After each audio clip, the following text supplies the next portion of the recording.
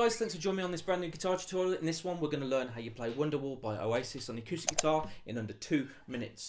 First of all, you need a capo across the 2nd fret of the neck, and you need to know these 4 positions. We're going to start off with our first chord. So we're looking at an E minor shape. We're going to put our first 2nd finger on the 2nd fret of the 5th string. We're going to put our 3rd finger on the 2nd fret of the 4th string, and then we're going to put our pinky finger on the 3rd fret of that number 1 string, and you're going to sound like this.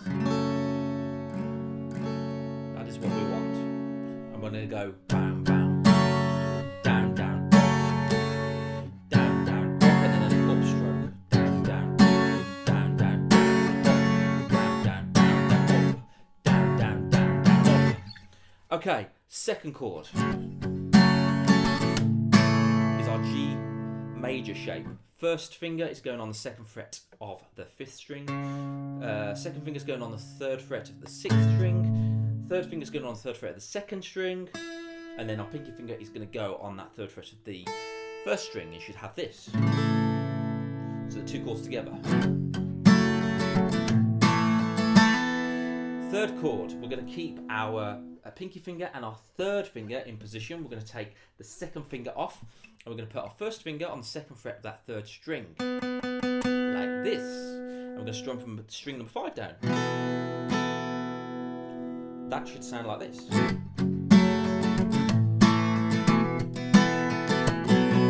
And then our last chord, simply what you're going to do is keep your 3rd finger and your pinky finger on that 3rd fret on the 2nd string and the 1st string.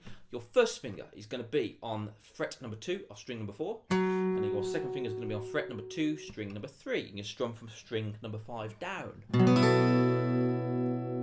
All of those together.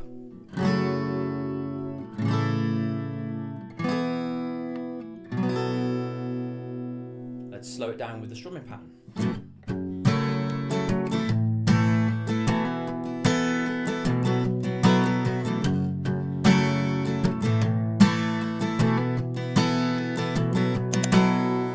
And then we have got just that pre-chorus.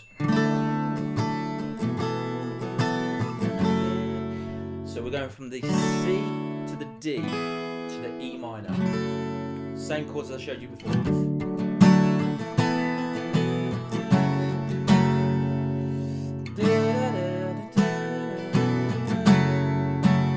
And then for this one,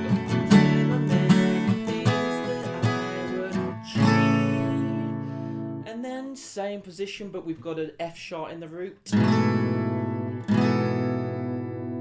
don't know how. A major. And then that takes you into the chorus section. Those are the chords you need to know for the verse section, pre-chorus, and then into the chorus. It's slightly different, but master those first, and I'm making another video on the chorus section.